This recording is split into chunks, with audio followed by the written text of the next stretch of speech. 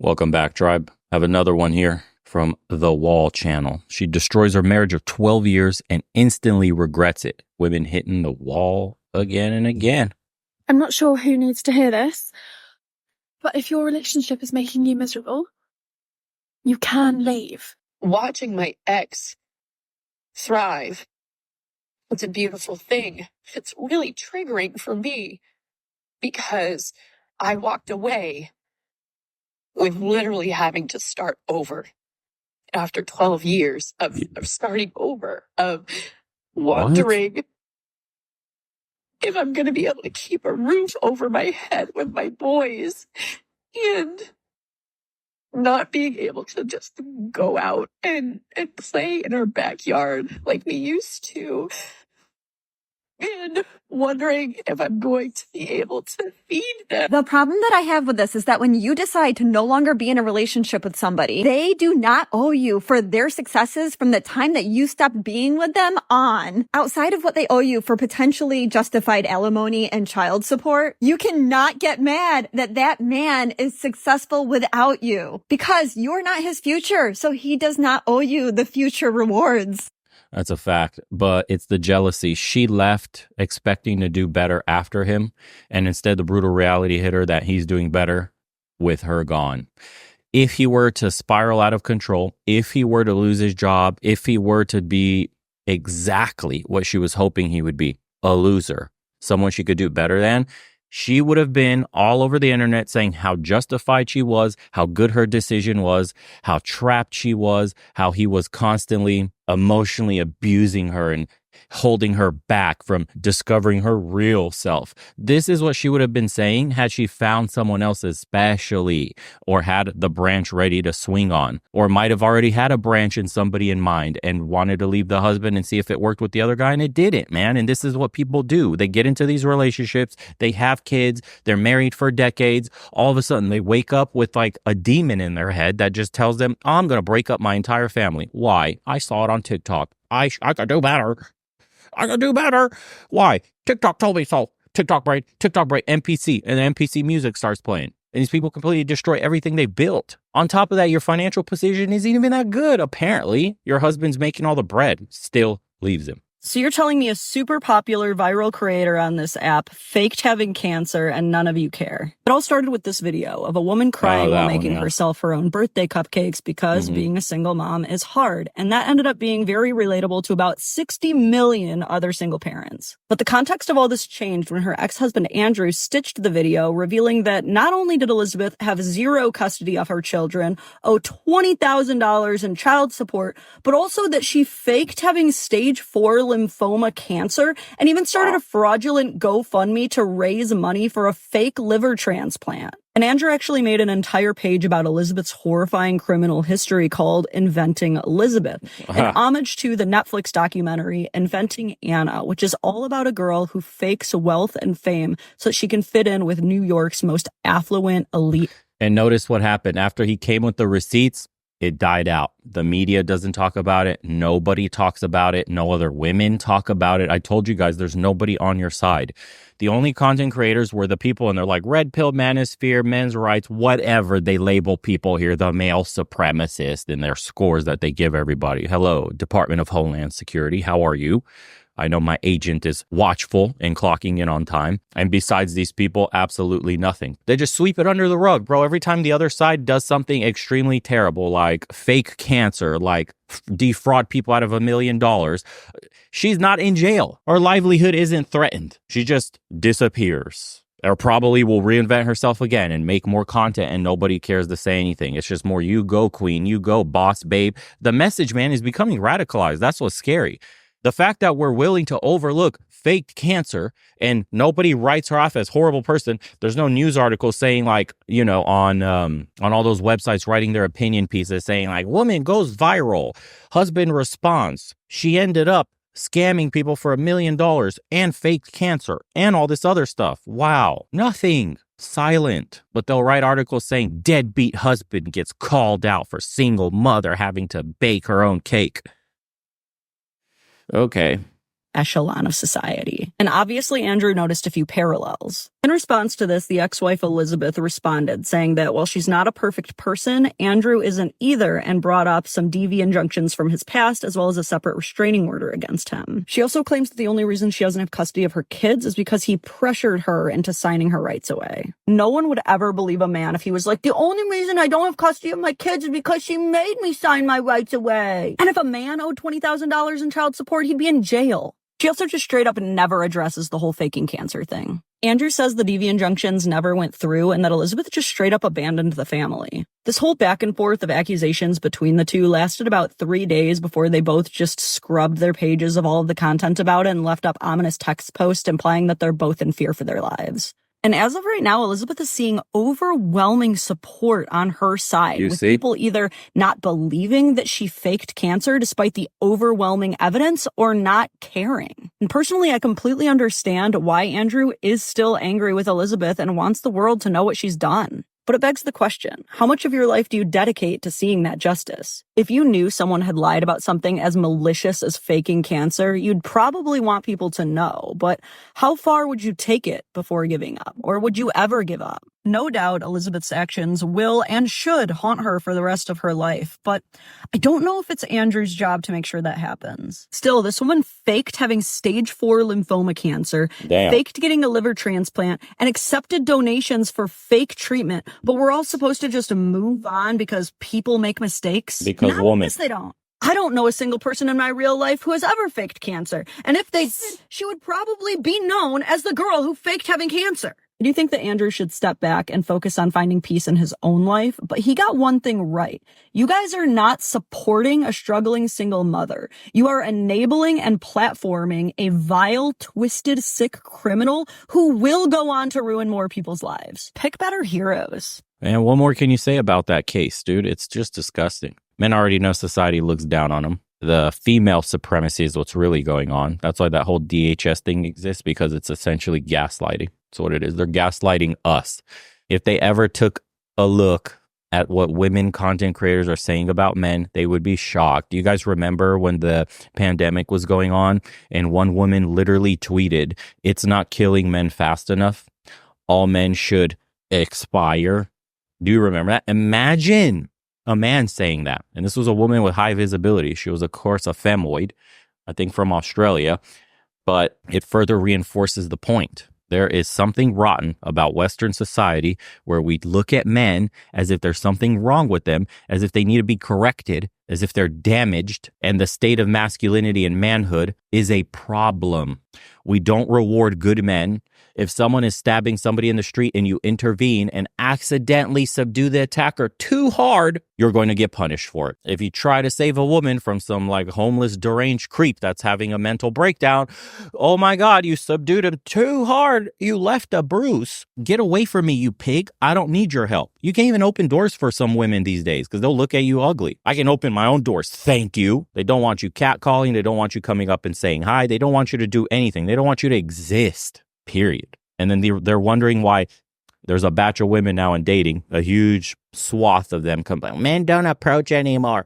Men aren't asking me out on dates. Where's all the men? There's no men left. It's like, no shit. Look at the society you've built, and you've raised effeminate boys without fathers present in the home. And you're surprised you're churning out the very men you fear. You're getting played by the powers that be. You have no idea it's even happening. You're literally ushering in your own demise. So the text says, for those listening, she celebrates divorcing her husband, but realizes she won't get child support. Let's see how quick those emotions change from, oh my God, yes, I'm getting rich. Oh my God, I'm officially divorced. Yeah. Hey, wait a minute, what the hell? So cold. Satan. What the hell? Bruh. I'm officially primary custodian of the kids. A few moments later. What about the child support? That is? Tony, that's crazy. Huh. Why? Are you kidding me? Now all of this financial burden with my children is on me? What a shame. This is not. Oh, When a man shows you who he is, you have to believe him. When anybody shows you who they are, you have to believe them. So you jumping up and down happy you got a divorce. That's you showing us who you are, right? We should believe you. That you married this man, didn't love him, was using him for his resources, found out after you left and tried to get this paycheck for life that it didn't go your way. All of a sudden, the fake tears come out. It's not fair. My plan, it didn't work. I couldn't use this guy. Yeah, fuck out of here. Trash. Nothing. Wait, what? Nothing. Aw. Aw. Gentlemen, learn your partner before you jump ahead and fall in love with the words and all of that stuff that make up this fairy tale. Because when no one's looking, that's when everything just...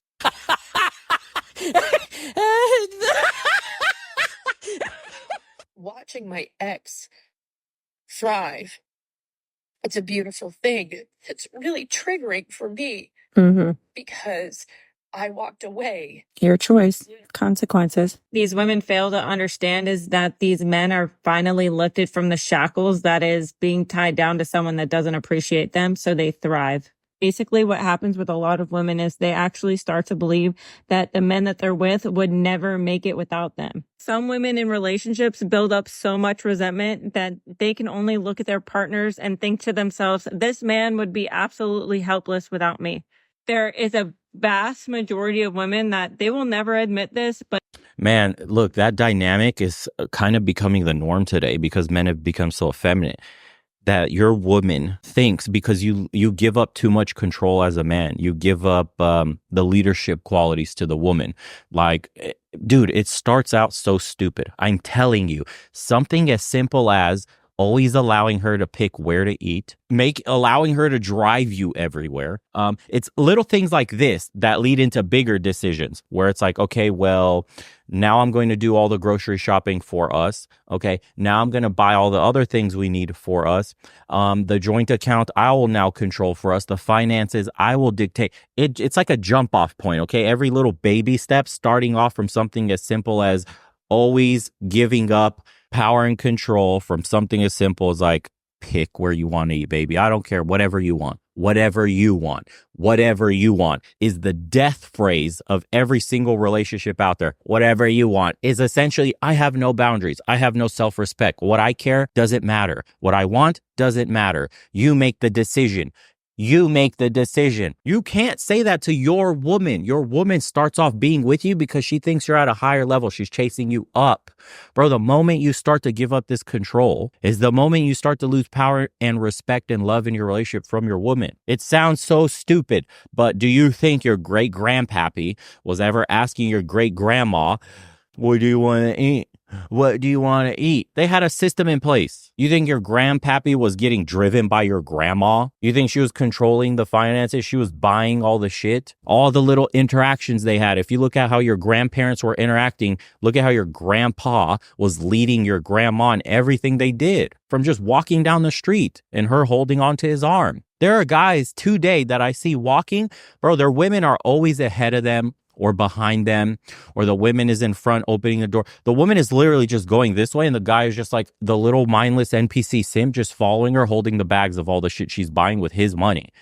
Do you see the kind of energy and the power dynamic there is there? This is wild, dude. A lot of this stuff can be avoided. But they don't want their ex back, but they also don't want to see them doing better than them. Yes. That's why you hear so many women like, oh, I went to go check his social media to see if he's still doing good or if he's doing better without me. And 9 times out of 10, women cannot fathom the idea of men doing better without them. Yes, and this was the point. I got on a mean tangent. Once that little seed climbs into their brain and multiplies, thinking that they can do better, that they are better than you, that you only exist in the position you're in because of them, your relationship is cooked, my friend. It's done. There's absolutely nothing you can do besides when she leaves you. If you even want this woman back, and you should never take these kinds of women back, is to show them how well you're doing without them. Is to, like, success is the best revenge. It really is.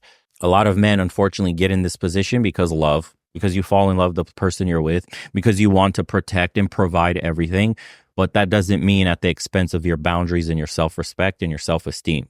You always have to put you first. The moment you put her first, game's over. Almost like their inflated ego just simply won't allow it. I think one of the biggest mistakes that women make is they are under the assumption that they're almost going to have like an open relationship after divorce or separation with their ex, where they're close friends, they're still talking every day, maybe they're swapping stories about their dating lives. And the reality is that once they both move on, that relationship is going to shift. And a lot of women expect these men to still be their safety nets. And when these men have opted out because they've moved on, they're doing great, they're doing better, the women cannot handle it. And it's almost like some of these women want their cake and they want to eat it too. And they'll never admit that. They'll also never admit that they made a mistake by leaving in the first place, because they've been brainwashed into believing that divorce is cool, single motherhood is cool, being single is cool, and you're so free to do whatever you want. But sorry, you don't get wife treatment as the ex-wife. Okay, bye. Nailed it. TikTok brain. Okay, this whole inventing Elizabeth has me in a chokehold. So if you're not aware, just quick little lowdown. There was a woman who went viral. Her name was Elizabeth, and she was like baking for herself, made a video, and she was crying because she's a single mom and she had to make like that cake for herself. Got millions and millions of views. And then her ex, Andrew Bandrew, came up to bat and was like, oh my God, she's lying. I have full custody of the kids. She's a psychopath. Like, I mean, making like all of these outrageous claims, saying how like terrible she is as a woman, as a mom. It was like, she's fooling all of you guys. His account is literally called Inventing Elizabeth, which kind of should start telling you something. He created it in 2022, and his whole account is like to take her down. But people are like on his side and they're like, oh my God, what? He brought some receipts that didn't look valid, but she like brought some receipts. And when I tell you this woman is a victim of narcissistic abuse, holy crap. And then people are like, oh my God, well, if the courts... Remember, she scammed a man for $1 million or somebody. She faked cancer and she owes $20,000 of child support. She's still not in prison. You miss a child support payment as a man, the court is on your ass. One payment. You miss one payment, it's on your ass. They are still victim. The victim complex, professional victimhood. Do you see it? She is the victim of a narcissist. Does one thing, it must... She, bro, do you even know what a narcissist is? Does that guy go online and post videos of himself crying into the camera, baking cakes and shit? That's narcissistic behavior. Be true. First of all, we don't even know what these documents are true or not.